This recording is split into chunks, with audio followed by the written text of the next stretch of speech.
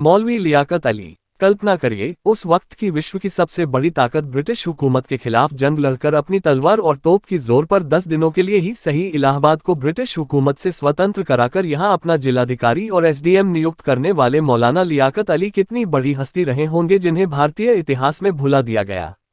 तो कौन थे मौलवी लियाकत अली? आइए जानते हैं। मौलवी लियाकत अली का जन्म 5 अक्टूबर 1817 को इलाहाबाद जिले के ही महगांव नाम के एक गांव में हुआ था, जो शहर से 30 किलोमीटर दूर कानपुर जीटी रोड पर ही स्थित है।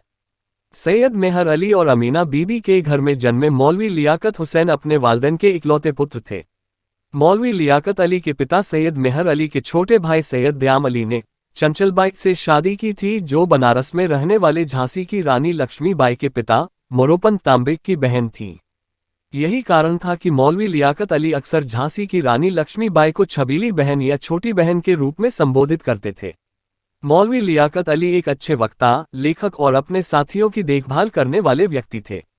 उन्होंने और उनके साथियों ने हरदोई जिले के सैंडी, बिलग्राम और पाली जैसे विभिन्न स्थानों पर ब्रिटिश सरकार विरोधी अभियानों का सफलतापूर्वक नेतृत्व किया। तत्कालीन जमींदारों और क्षेत्र के अन्य प्रमुख लोगों ने मौलवी को अपना पूरा समर्थन दिया और उन्हें अपने नेता के रूप में स्वीकार किया। इसी बीच सिपाही विद्रोह मेरठ, दिल्ली और अन्य क्षेत्रों में शुरू हुआ और विद्रोह की गर्मी ने इलाहाबाद को भी घेर लिया।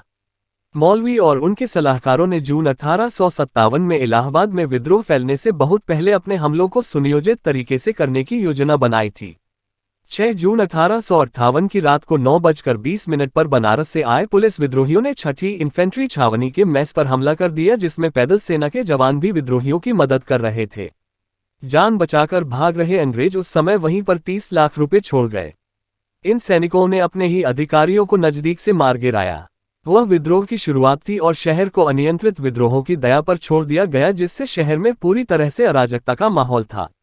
इलाहाबाद में अनियंत्रित विद्रोहियों और ब्रिटिश सैनिकों द्वारा शहर में अनावश्यक लूटपाट, सार्वजनिक संपत्ति के विनाश और रक्तपात को देखा तो मौलवी लियाकत ने अपने तलवार और अपने प्रमुख तोपची खुदाबख्श के तोप के गोलों के जोर पर 7 जून 1858 को स्थिति पर नियंत्रण कर लिया। उन्होंने अपने नेतृत्व में विद्रोही सिपाहियों का विश्वास जीता। समदाबाद और रसूलपुर के मेवाती और कई ग्राम प्रधान के साथ मिलकर 7 जून 1857 को उन्होंने इलाहाबाद को अंग्रेजों से छीन लिया और अपनी सरकार चलाई। उन्होंने शहर में कानून और व्यवस्था को लागू किया और दिल्ली के मुगल सम्राट बहादुर शाह जफर के नाम के हरे और सफेद झंडे, जिसमें उगता हुआ सूरज दर्शाया गया था, के साथ शहर में एक जुलूस निकाला। सिपाहियों और पंडों का नेतृत्व सरदार रामचंद्र ने किया। मुसलमानों की अगुवाई मौलवी लियाकत हुसैन ने की। उनके नेतृत्व में इलाहाबाद की जनता, जिनमें आम मुस्लिम, ब्राह्मण, पंडा और पठान शामिल थे, अंग्रेजों के दमन के विरुद्ध मौलवी से कंधा मिलाकर बहादुर शाह जफर की सत्ता और वैभव को पुनः स्थापित किया। उन्होंने 2 व्यक्तियों सैफुल्ला और सुख राय को चायल परगना के तहसीलदार, 2 कोतवाल, 1 नायब और 2 व्यक्तियों को सेना अधिकारी नियुक्त किया और अंग्रेजों को पूरी तरह से इलाहाबाद से खदेड़ दिया। मौलवी लियाकत अली ने खुसरो बाग को अपना सैन्य परिचालन मुख्यालय बनाया, क्योंकि यह इलाहाबाद किले के पास शहर में उपलब्ध एकमात्र गर्व वाली विशाल जगह थी, जिसकी दीवारें किले की तरह ऊंची थीं। इलाहाबाद में यमुना के किनारे अकबर के बनाए किले में 65 तोपें, 400 सिख सैनिकों की एक चौकी और 6ठी मूल निवासी इन्फेंट्री के 80 सैनिक थे। अंग्रेजों के लिए किले का पूर्वी भारत में एक बहुत ही महत्वपूर्ण रणनीतिक स्थान था। खुसरो बाग से उन्होंने उनके विरुद्ध युद्ध चलाया और इलाहाबाद के किले को अपने हाथ में लेने की कोशिश की, लेकिन इसे हासिल करने में असफल रहे। मौलवी के चरित्र और बौद्धिकता की अखंडता से हिंदू और मुसलमान दोनों समान रूप से प्रभावित थे और वह इलाहाबाद से अंग्रेजों को खदेड़कर अपनी सरकार बनाने के बाद और आगे बढ़ने ही वाले थे कि यहीं एक मुसीबत आ गई। इलाहाबाद शहर पर नियंत्रण करते ही मौलवी लियाकत अली को खबर मिली कि उनकी बहन रानी लक्ष्मीबाई मुश्किलों में घिर गई हैं। उन्होंने अपनी बहन रानी लक्ष्मीबाई की मदद करने के लिए अपने प्रसिद्ध तोपची खुदाबख्श को इलाहाबाद से झांसी की रानी को मदद करने के लिए भेजा, जहां सिंधिया की गद्दारी के कारण उन्हें युद्ध में शहादत मिली और खुदाबख्श झांसी की रानी की ओर से लड़ते हुए शहीद हो गए। झांसी की रानी की बुआ चंचल बाई उर्फ चंचल बीबी के नाम पर महगांव गांव की दरगाह में आज भी एक मस्जिद और उनकी कब्र है। खैर, मौलवी लियाकत अली की हुकूमत के 10 दिन भी नहीं हुए थे कि 17 जून सन 1858 को अंग्रेजों ने इलाहाबाद को घेर लिया। इलाहाबाद में गड़बड़ी को रोकने में जनरल हेवलॉक की सहायता के लिए बनारस से लेफ्टिनेंट कर्नल नील और अधिक बलों के साथ इलाहाबाद किले में पहुंचे। कर्नल नील एक दुर्दांत अंग्रेजी अफसर था। कर्नल नील ने मद्रास फ्यूजलर्स के साथ आधुनिक अस्त्र शस्त्र के सहारे रास्ते भर गांव उजाड़ता भारी तबाही मचाता हुआ इलाहाबाद पहुंचा, और इस कारण जनता में उसकी दहशत जोरों में थी। इस समय नगर क्षेत्र मौलवी लियाकत अली के पूर्ण नियंत्रण में था। नील ने किले की अपनी तोपों को इलाहाबाद के मोहल्ले कीटगंज और दारागंज के नागरिक क्षेत्रों की दिशा में चलाने का आदेश दिया और इस पूरे रिहायशी इलाके में भगदड़ मच गई और लोग अपने घरों को छोड़कर भागने लगे। क्षेत्र से लोगों के सामूहिक पलायन से नील खुश था। नागरिकों को बचाने के लिए मौलवी लियाकत अली ने अपनी सेना को कीटगंज और दारागंज क्षेत्रों से हटा लिया। 16 जून को नील ने अपने शक्तिशाली तोपखाने से खुसरो बाग पर तोपों से आक्रमण किया और भीषण लड़ाई हुई। नील ने सफलतापूर्वक खुसरो बाग पर कब्जा कर लिया। इस लड़ाई में सरदार रामचंद्र और उनके साथी अंग्रेजों से लड़ते हुए शहीद हो गए।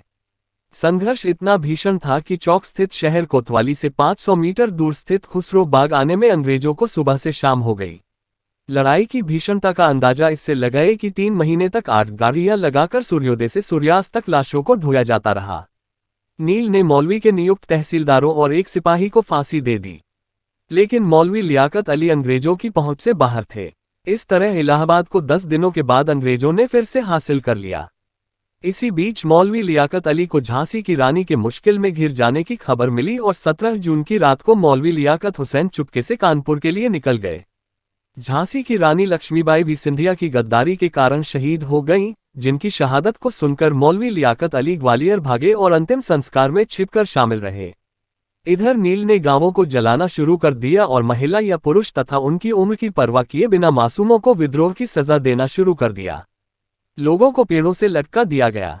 कई छोटे बच्चों को सिर्फ इसलिए फांसी पर लटका दिया गया क्योंकि वे ढोल पीट रहे थे और हाथों में उगते सूर्य का हरा सफेद झंडा लिए परेड कर रहे थे।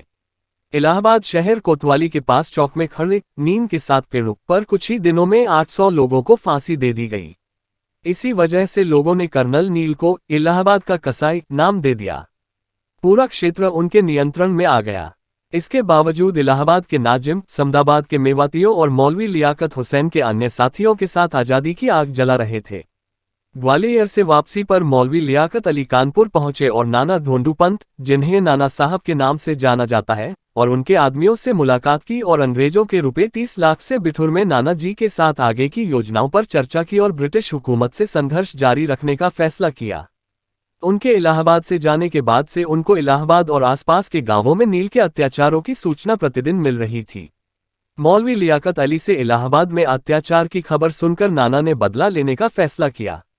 कानपुर में नाना की सेना जनरल व्हीलर से भिड़ गई और जनरल व्हीलर को नाना की सेना के सामने आत्मसमर्पण करना पड़ा।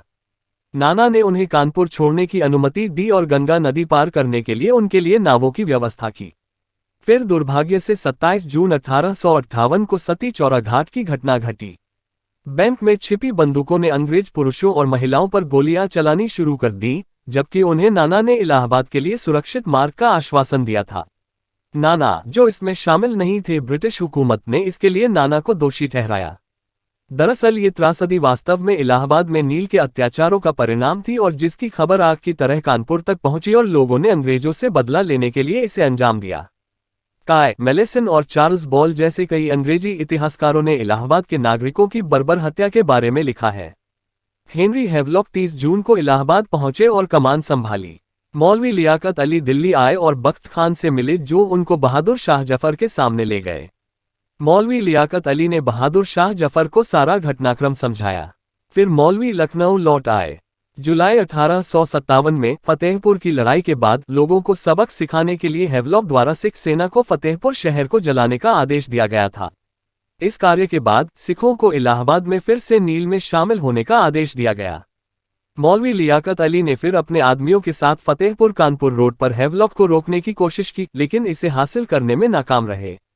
कानपुर में लड़ाई में हारने और नाना के नेपाल भागने के बाद मौलवी लियाकत अली ने उत्तरी भारत में अपनी गतिविधियों को जारी रखा। कुछ समय बाद उन्होंने भोपाल और सूरत होते हुए दक्षिण पश्चिम की यात्रा की। वे सूरत से लगभग 10 किलोमीटर दूर लाजपुर में रहने लगे।